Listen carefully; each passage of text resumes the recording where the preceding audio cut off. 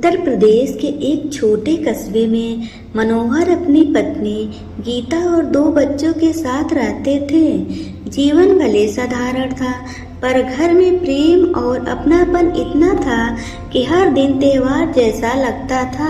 मनोहर कस्बे के मुख्य चौराहे पर किराने की दुकान चलाते थे। मेहनती और ईमानदार इंसान थे। सुबह सूरज उगते ही दुकान खोलते और देर रात तक ग्राहकों की सेवा में लगे रहते। वहीं गीता एक गृहिणी थी। उनका पूरा संसार उनका घर और बच्चे थे। उनका 6 साल का बेटा आदित्य, जिसे सब प्यार से मोनू कहते थे, परिवार की धड़कन था। उसकी हंसी, उसकी शरारतें, उसकी मासूम बातें घर का हर कोना में गूंज उठता था। छोटा कद, घुंघराल बालें और चमकती आंखें, उसे देखते ही किसी का भी मन खिल उठता। मोनू की छोटी बहन पायल अभी केवल 2 साल की थी। जब वह रोती तो मोनू उसे गोद में उठाकर गाना सुनाता, बहलाता।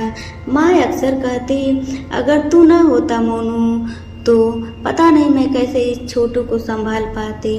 मोनू मुस्कुराकर कहता, माँ मैं तो आपका सबसे बड़ा सहायक हूँ। पायल को मैं कभी रोने नहीं दूंगा। घर की रौनक मानो उसी से ईदी गिदी थी। गर्मी की छुट्टी चल रही थी। कस्बे में सालाना मेला लगता था। पूरे कस्बे के लोग उस मेले का इंतजार करते। रंग बिरंग झूले, मिठाइयाँ, खिलौने की दुकानें, बच्चे के लिए मानो स्वर्ग होता। मोनू कई दिनों से माँ बाप से मेला जाने की जिद कर रहा था। माँ हम लोग कब चलेंगे मेला? देखो सब दोस्त गए, मैं भी झूला झूलना चाहता हूँ। गीता को हमेशा भीड़ से डर लगता था। उसने कहा, बेटा मेला बहुत बड़ा है, वहाँ लोग धक्का मुक्की करते हैं, अगर तू कहीं खो गया तो? मोनू ने होठ फुला लिए। माँ मैं तो हमेशा आपका हाथ पकड़कर ही चलूँगा, प्लीज़ मना मत करना। आखिरकार मनोहर ने मुस्कुराकर कहा, चलो गीता, बच्चे की जिद पूरी कर देते हैं। मैं रहूँगा ना, साथ में अपना बेटा कहीं खो थोड़ी न जाएगा। गीता का दिल फिर भी धड़क रहा था, पर बेटे की खुशी के आगे वह हार गई। मेले का दिन आया। पूरा परिवार तैयार होकर गया। भीड़ इतनी थी कि पाँव रखने की जगह मुश्किल से मिलती। चारों ओर बच्चे की चीखें, किलकिलाहट, बैंड बाजे आवाजें। मोनू तो जैसे उड़ रहा था।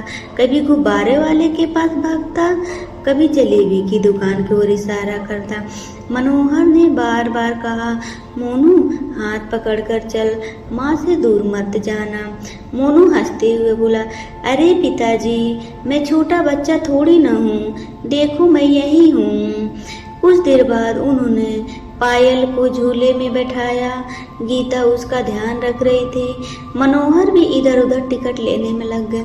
बस उसी बीच पलक झपकते ही मोनू ने भीड़ में गुम हो गया। जब गीता ने ध्यान दिया तो उसका हाथ खाली हो चुका था। उसने घबराकर चारों ओर देखा, पर मोनू कहीं नहीं था।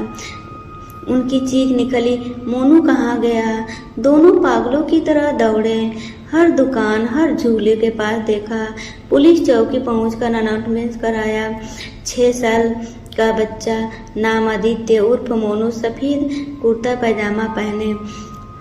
पर वह दिन, वह घड़ी मानो कयामत थी। मोनू कहीं नहीं मिला। उस रात घर खाली खाली लग रहा था। गीता रोते रोते बेहाल थी। पायल भी माँ को देखकर रो रही थी।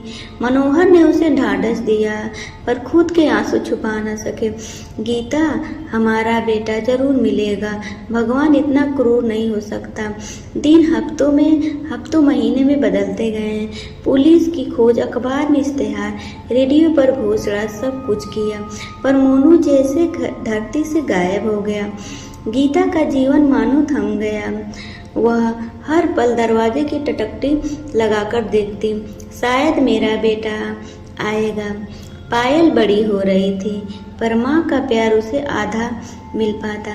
गीता का दिल हमेशा खोए हुए बेटे पे अकड़ा रहता। समय का पहिया घूमता रहा। पायल अब कॉलेज जाने लगी, समझदार और होशियार लड़की बनी। पर हमेशा माँ की आंखों में अधूरापन देखा। हर जन्मदिन, हर त्योहार पर गीता मोनू की पुरानी तस्वीर निकाल कर रोती। कहीं मेरा लाल भूखा प्यासा न हो, किसी को उसकी याद भी न आती होगी। मनोहर भी बाहर से मजबूत बने रहते, पर रात को छत पर अकेले बैठकर आंसू बहाते। घर की दीवारें गवाह थी कि इस परिवार ने 15 साल आंसुओं में गुजारे। साल 2022 की बात है। कस्बे में एक बड़ा सामाजिक संगठन आया जो बेसहारा बच्चों और अनाथ युवाओं की मदद करता था। उन्होंने कस्बे में एक मेडिकल और शिक्षा का शिविर कराया। पायल ने कॉलेज से घर आकर बताया, माँ, वहाँ बहुत अच्छे लोग आए हैं, सबको मुफ्त में दवा दे रहे हैं, शिक्षा की जानकारी दे रहे हैं, हमें भी चलना चाहिए। अगले दिन मनोहर और गीता पायल के साथ सिविल पहुँचे। वहाँ कई युवा स्वयं सेवक काम कर रहे थे। उनमें से एक दुबला पतला युवक सभी को पर्चे बांट रहा था और मरीजों को लाइन से बिठा रहा था। उसके चेहरे पर अजीब सी मासूमियत थी। गीता की नज़र उस पर ठहर गई। उसकी आंखें, उसकी मुस्कान कहीं बहुत जानी पहचानी सी लगी। युवक उनके पास आया और पायल से मुस्कुराकर बोला, बहन जी, लाइन इधर से लगाइए, अंकल आंटी को पहले दवा मिल जाने दीजिए। उसकी आवाज़ सुनते ही सुनीता के दिल में बिजली सी कौंध गई। आवाज़ जैसे बरसों पहले सुनी थी। उसने कांपती आवाज़ में पूछा, बेटा तुम्हारा नाम क्या है? युवक ने मुस्कुराया, मेरा नाम आदित्य है, लोग कभी कभी मुझे मोनू भी कहते हैं। गीता की आंखों में आंसू बहने लगे। उसने धीरे से कहा, मोनू। युवक थोड़ा चौंका, आंटी, आप मुझे ऐसे क्यों देख रही हो? मनोहर ने घबराते हुए पूछा, बेटा, क्या तुम्हें याद है बचपन में तुम कहीं खो गए थे? युवक की आंखें भर आई। उसने धीरे से कहा, हाँ अंकल, मुझे कुछ धुंधली यादें हैं। जब मैं बहुत छोटा था, एक मेला था और भीड़ में मैं बिछड़ गया।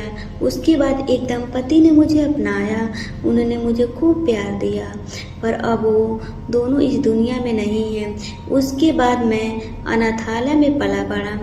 मनोहर ने कांपते हाथों से जेब से एक पुरानी तस्वीर निकाली। उसमें छोटा सा मोनू सफ़ेद कुर्ता पहने हंस रहा था। युवक ने तस्वीर देखते ही कहा, ये तो मैं हूँ, ये तो मेरी ही तस्वीर है। गीता ने चीखते हुए उसे गले से लगा लिया, मेरा बेटा, मेरा मोनू, तू सचमुच मिल गया। भीड़ में खड़े होकर भावुक होकर रो पड़े। पायल ने भी अपने भाई को कसकर पकड़ा। 15 साल बाद घर की गोद सोनी न रही। उस दिन के बाद परिवार की दुनिया बदल गई। गीता फिर से मुस्कुराने लगी। उसकी आंखों की थकान मिट गई। वह हर दिन मोनू का पसंदीदा खाना बनाती। पायल भाई को पाकर खिली उठी। कॉलेज से लौटती वह भाई से कहानियाँ सुनती। भैया, तुम्हें पता है, जब आप नहीं थे तो हर त्योहार अधूरा लगता था। मोनू भी भावुक होकर कहा था, मैंने हमेशा महसूस किया कि मेरे अपने कहीं हैं। आज तुम सबको पाकर मैं पूरा हो गया। मनोहर गर्व से कहते हैं, भगवान ने चाहे देरी की, लेकिन हमें हमारा बेटा लौटा दिया। जिंदगी भले ही इंसान को सालों का इंतजार कराए, लेकिन उम्मीदें कभी नहीं छोड़नी चाहिए। एक माँ का विश्वास, एक पिता का धैर्य और एक बहन का प्रार्थना आखिरकार रंग लाई। माँ का आंचल चाहे सूना क्यों न लगे, उनकी दुआएं कभी खाली नहीं जाती।